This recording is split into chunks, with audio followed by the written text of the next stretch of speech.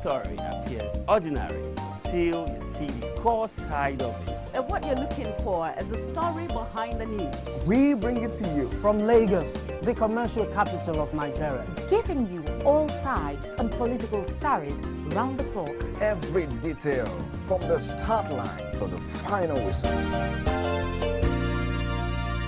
CoreTV News, expanding your view.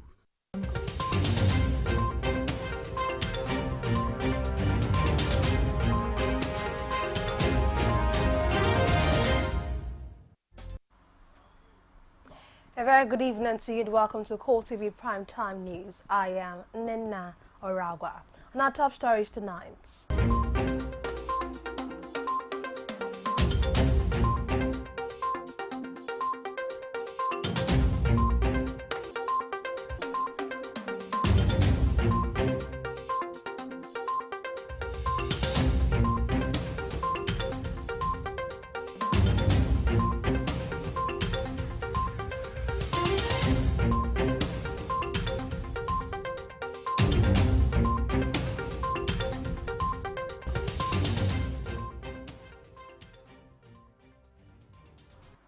Thank you so very much for joining us tonight.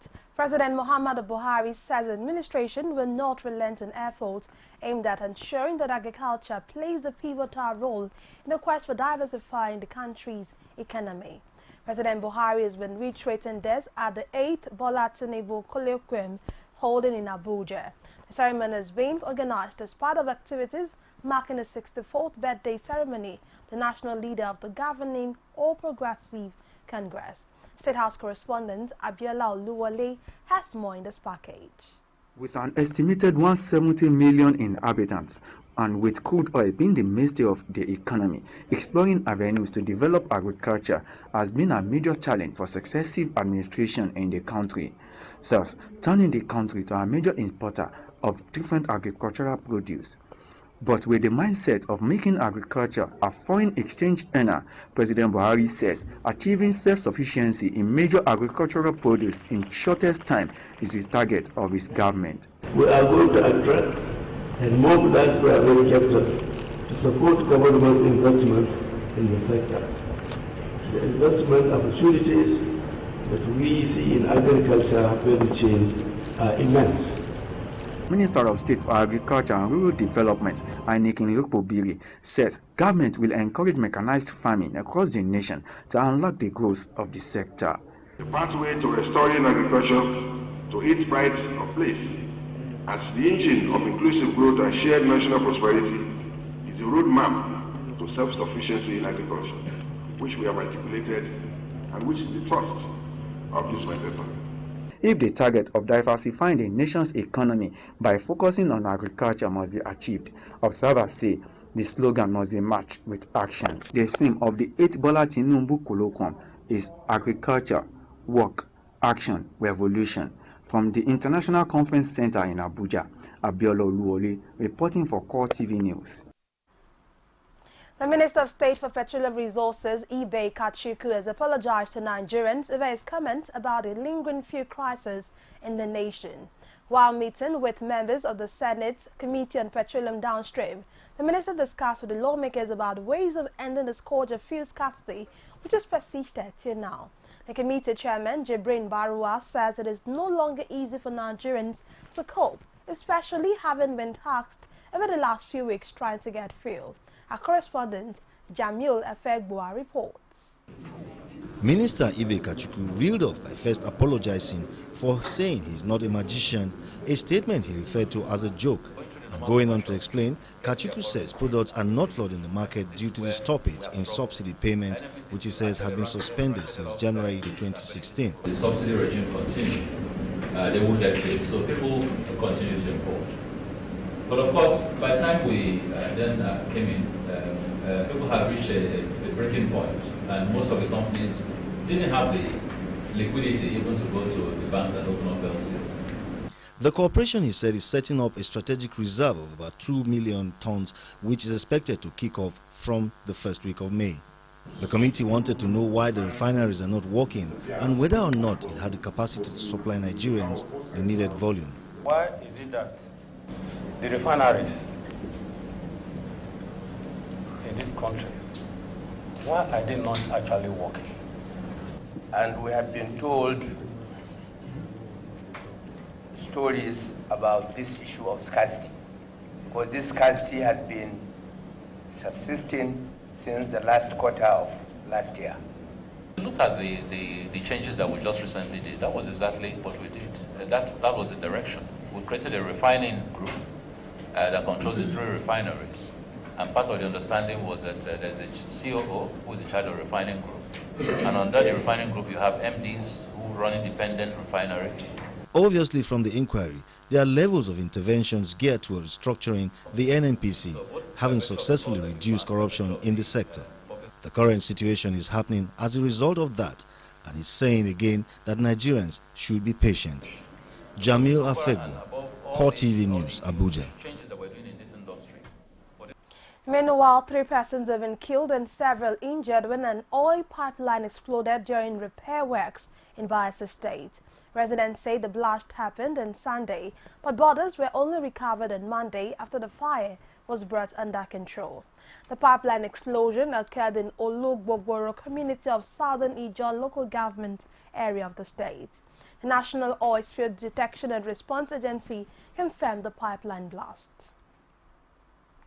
As workers across the nation resume work today, the fuel crisis remains worrisome as a product is available in government-owned stations.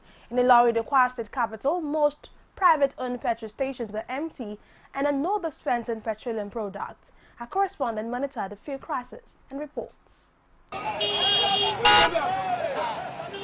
The situation led to a free-for-all fight at an NNPC station at a garage area. Motorists queuing for fuel resort to fighting and throwing of sticks and irons at one another. The presence of officials of the Kwara State Road Transport Management Agency directing traffic did not stop the fracas.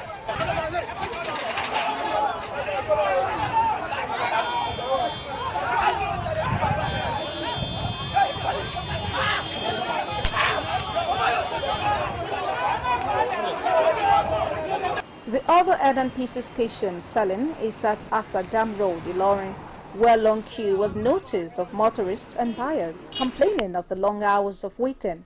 They asked the federal government to address the issue of fuel scarcity. The Western Zone chairman of IPMAN, while reacting, wondered how IPMAN, which has the highest number of stations, could be supplied just little percentage of the fuel, and NNPC stations, which have less stations, are oversupplied. The allocation being given by NNPC is nothing to write home about, because NNPC has come up with a different allocation which is not in favor of independent marketers and even not in favor of the present situation.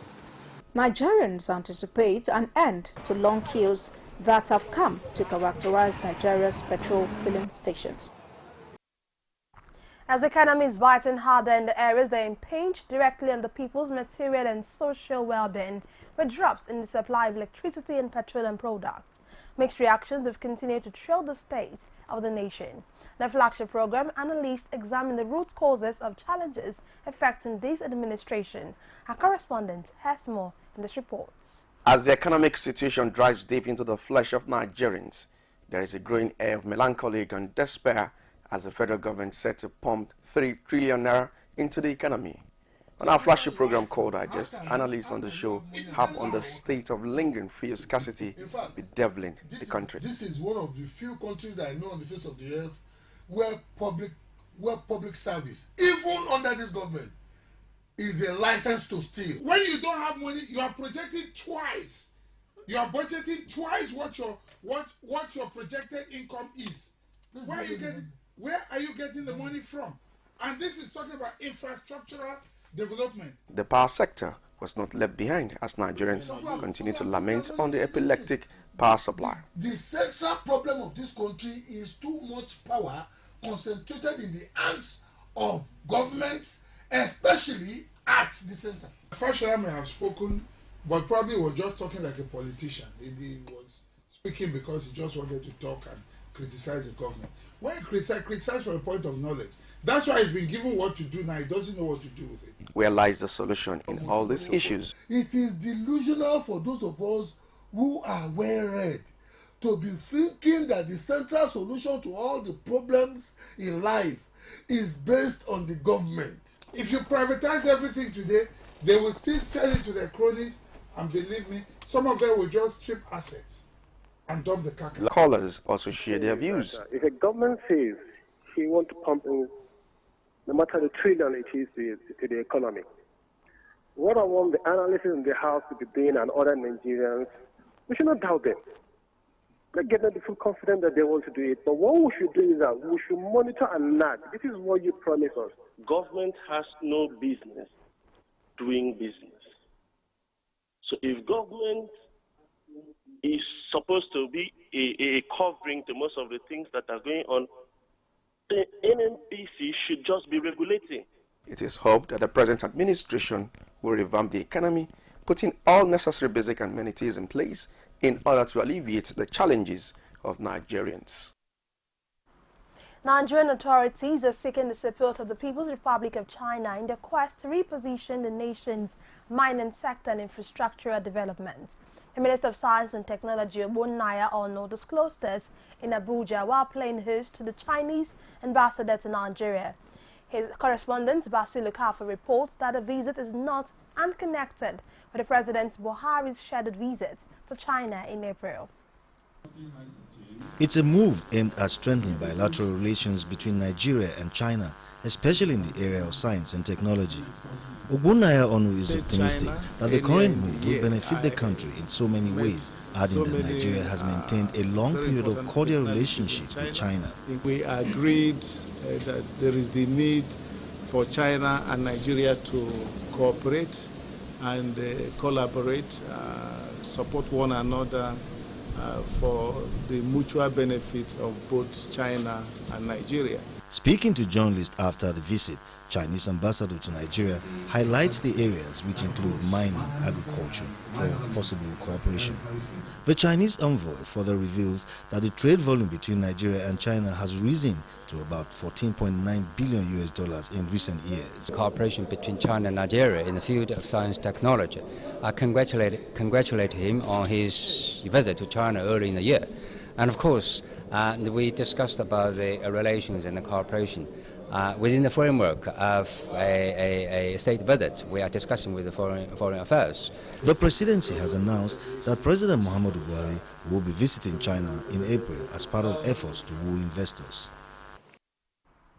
The time has come for the youth to take the lead in fostering transparency and accountability in the nation's extractive industries. This will be a step to ensure that all Nigerians are able to put our leaders on their toes and ensure that the revenue from the mineral resources of the nation is put to good use. Civil Society Legislative and Advocacy Center says this will also ensure that youth become more involved in the democratic process. Our correspondent, Kazim Kasali, has more in this report. It's a move aimed at strengthening bilateral relations between... Speaking at a one-day interactive session with student union leaders from campuses of the nation's tertiary institutions, Senior Program Officer for CISLAC on Extractive, Environment and Security says the need to get the nation's youth involved in ensuring that the revenue from the mineral resources are put to good use cannot be overemphasized.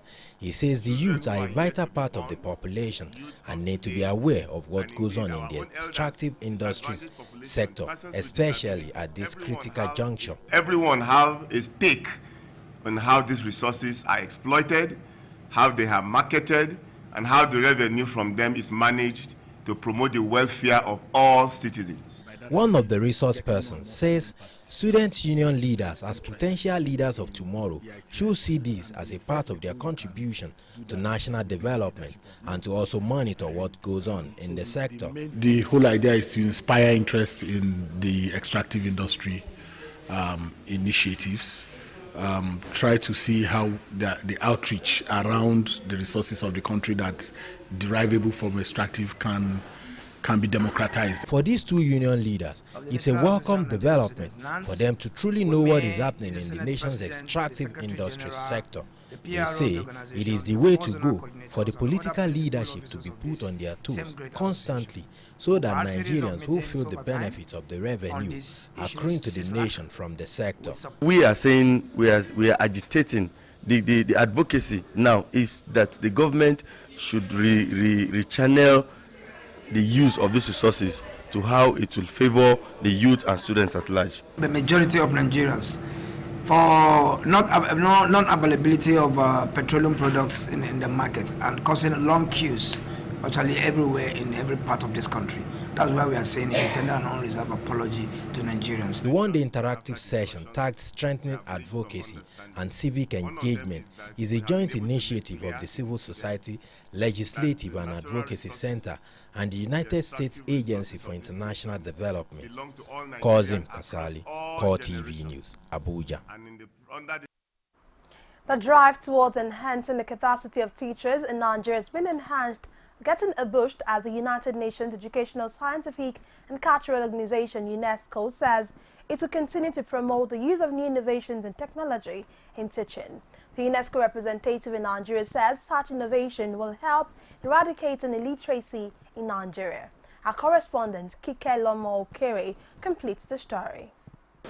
The director, United Nations Educational, Scientific and Cultural Organization, who was represented by the UNESCO project supervisor, Rukayat Duwara, says the distribution of learning materials and training workshop is to seek new innovations and taking advantage of the current technology to promote education in the best way, adding that it will enhance the electronic learning in the core subject area in which the project has intervened. In continuation with our partnership UNESCO Always project on empowerment of girls and women in literacy and skill development through the use of ICTs, we are here today to provide our partners in FCT with teaching and learning materials. Earlier in a remark, the project coordinator Sefiat Mohammed says the material will help to share information among the teachers as well as improve learning and teaching. We have called for this workshop because we feel it is very important to share some information with the teachers for this very important project of UNESCO Always. Some of the teachers who spoke with CoreTV News also aired their views. The significance of today's training is about the e-learning materials that will be distributed to the centers for effective learning. And it's going to go a long way in helping the low-performing girls to learn better. Teachers expanding more on this will give more chances for the teachers to spearhead in it. However, 7,500 exercise books were distributed to schools in FCT and River State. 200 laptops, computers, 100 e-learning teacher guidebooks, as well as student attendance register. Kelomo Ukeri, CoreTV News, Abuja. The House of Representatives has promised to take an informed decision on the viability of the automated speed limit device policy that is to commence on April 1.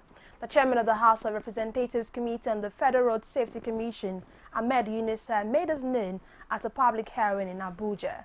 Some of the participants, however, believe that the device would help curb the high number of accidents on the nation's highways.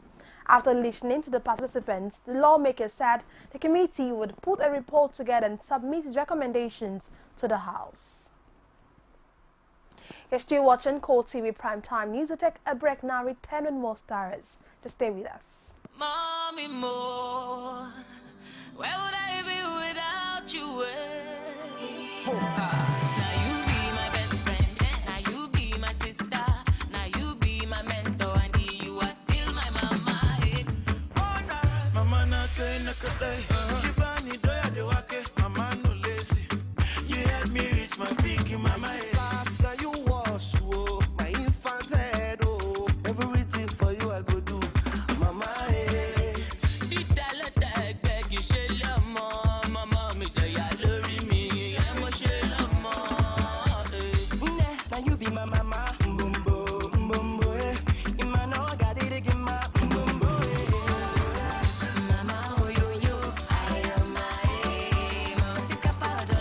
Show your sweet and caring mother how much she means to you. Celebrate her with the special Peak Packs.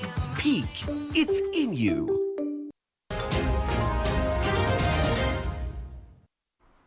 Glad to have you back. It's still CoreTV Primetime News. A quick recap of our top stars.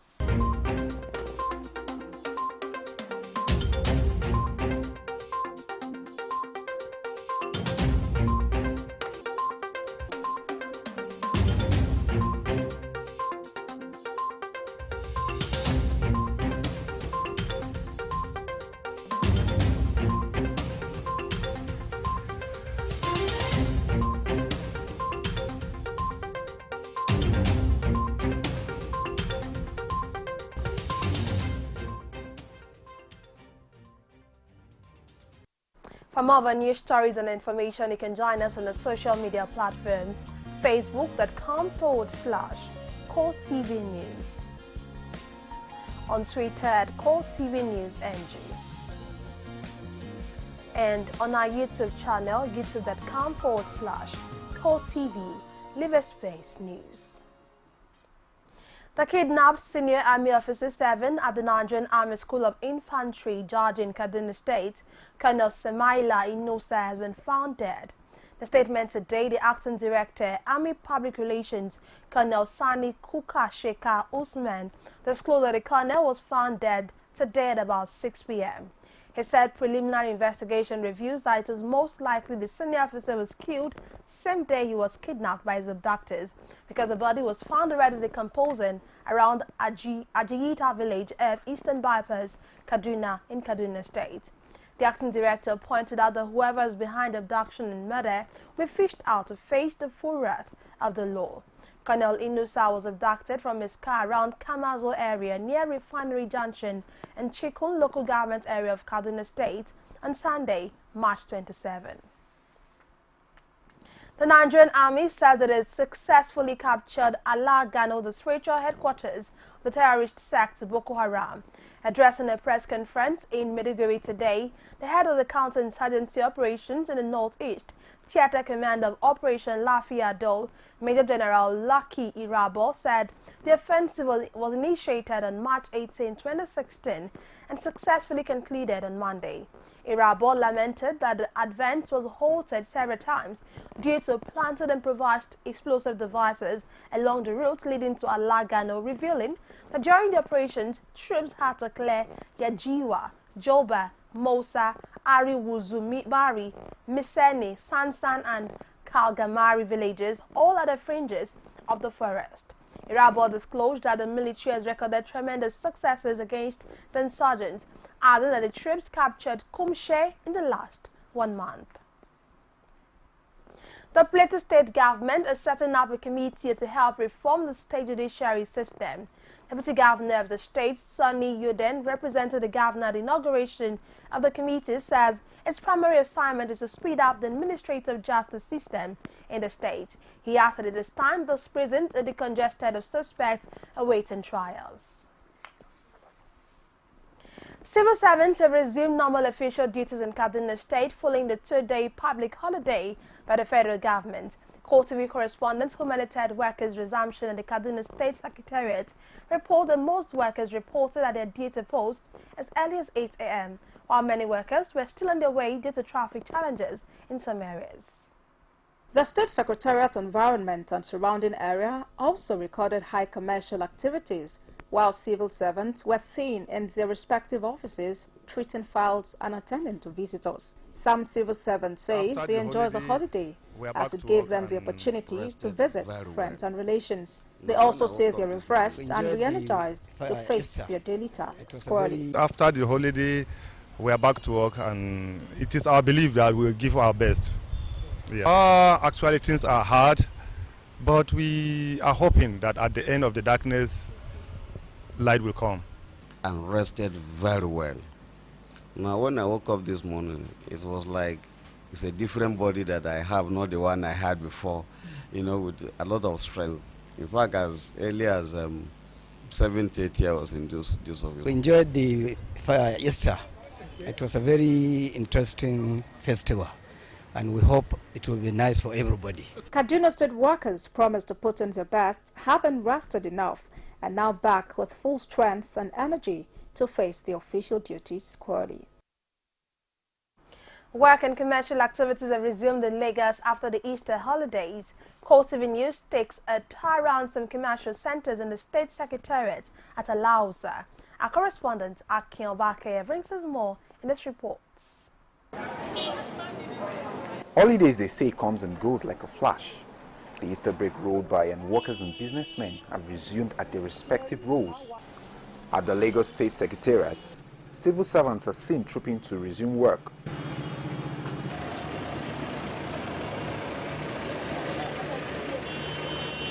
Traders speak on how business is picking. After holidays or such, business have to take time to pick up. So that is it. And you can see people going around. Unlike yesterday, there was nobody on the streets.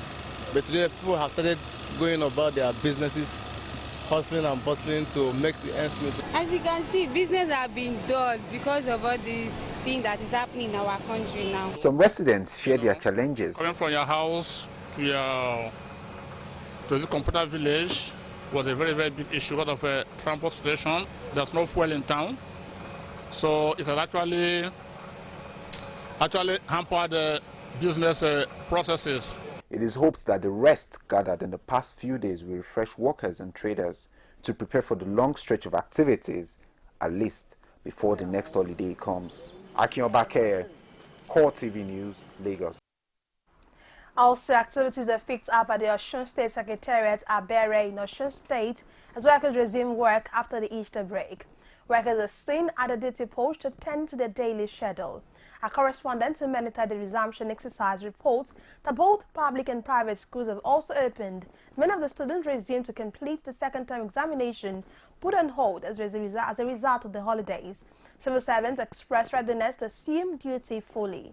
Meanwhile, fuel scarcity situation continues to worsen as a large number of the filling stations appear to be out of premium motor spirit, also called petrol, and under lock and key. The few that have stock are besieged by residents who say they have been on the long queue as early as 4 a.m. to enable them purchase the products.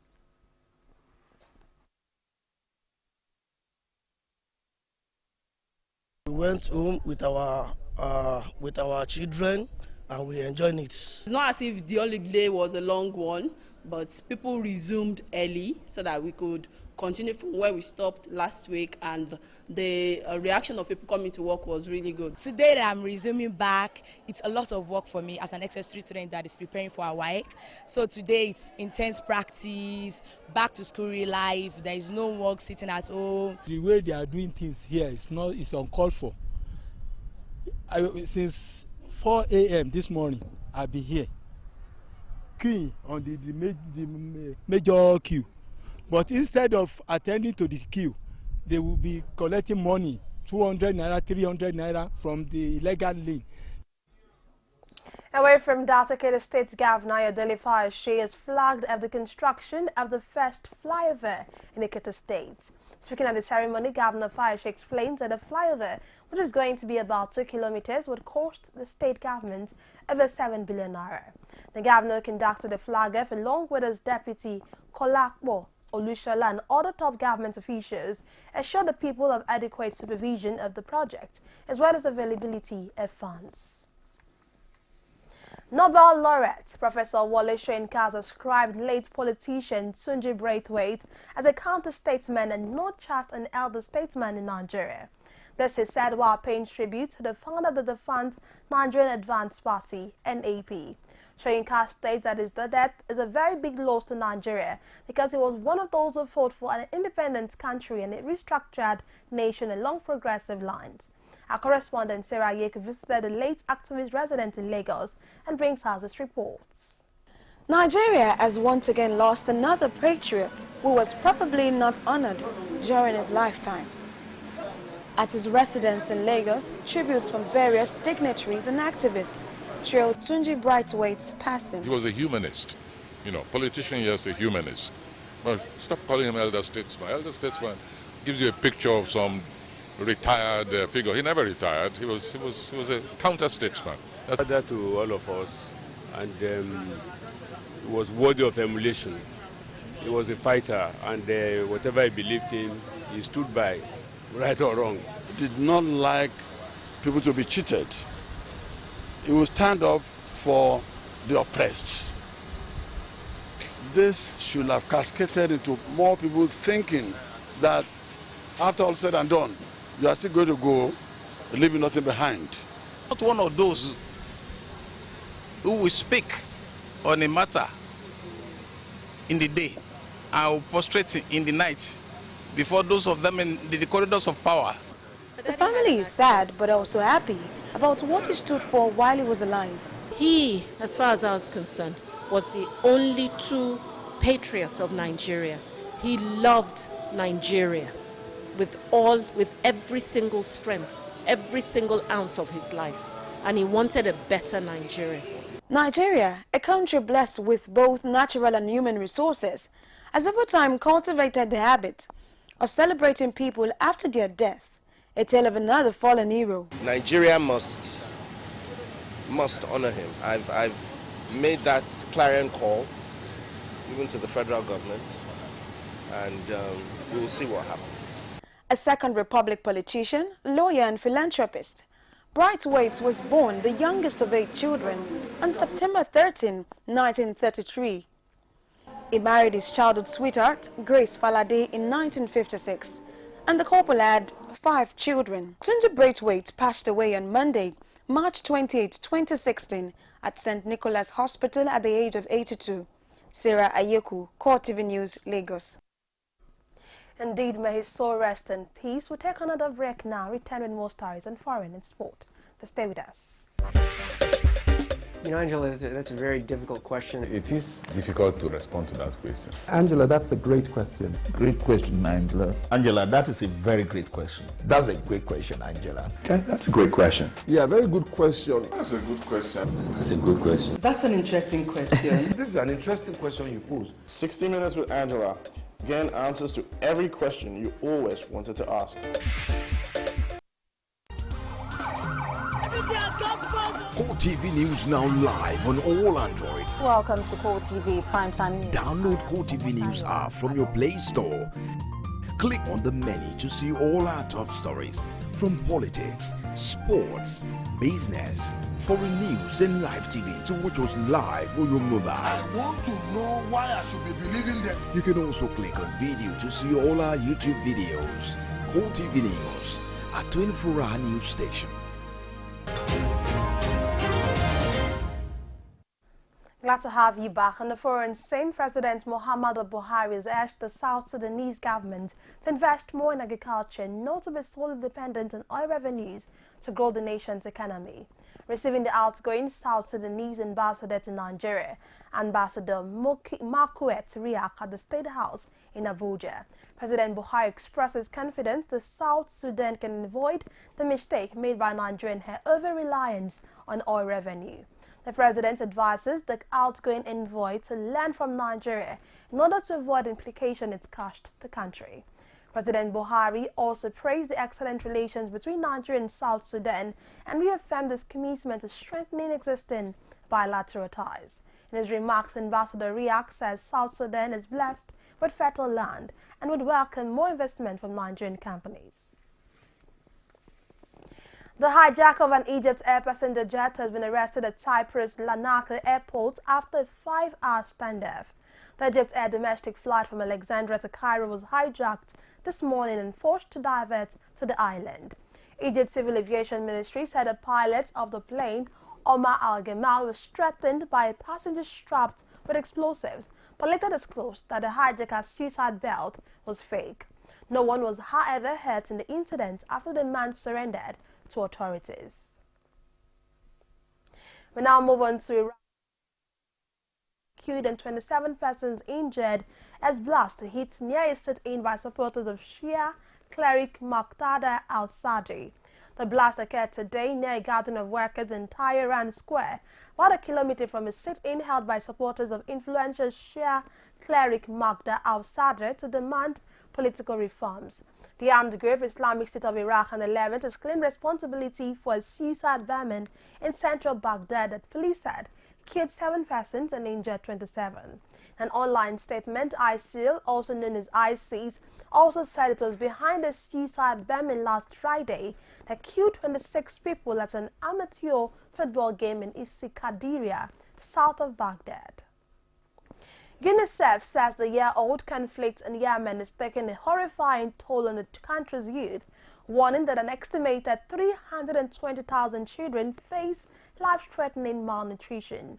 In a new report marking the anniversary of the start of the Saudi-led campaign in Yemen, the agency said 6 children have been killed or injured daily over the past year, nearly 7 times compared to 2014. UNICEF's representative in Yemen, Julian Hannes, says children are paying the highest price for a conflict not of their making, adding that they are being killed or maimed across the country and no longer safe anywhere in Yemen.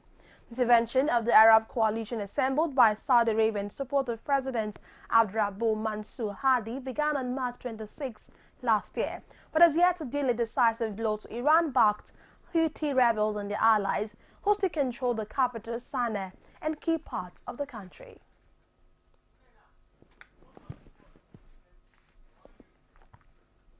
Nigeria's hopes of featuring at the 2017 African Cup of Nations Championship in Gabon has been dashed, following a 1-0 loss to Egypt today. Egypt's Ramadan Sobhi fired a shot which qualified the country after the absence from the last 3 editions of the competition. The withdrawal of Chad from the qualifiers saw the Confederation of African Football announce that only one team will qualify from Group G, which has Nigeria, Egypt and Tanzania. No team in the group could be considered for one of the 2 best loser slots. The standings in the group now reads as follows: Egypt on top with 7 points, Nigeria second on 2 points, and Tanzania with 1 point. That's it on CoreTV Primetime News. But before we go, a quick recap of our top stars.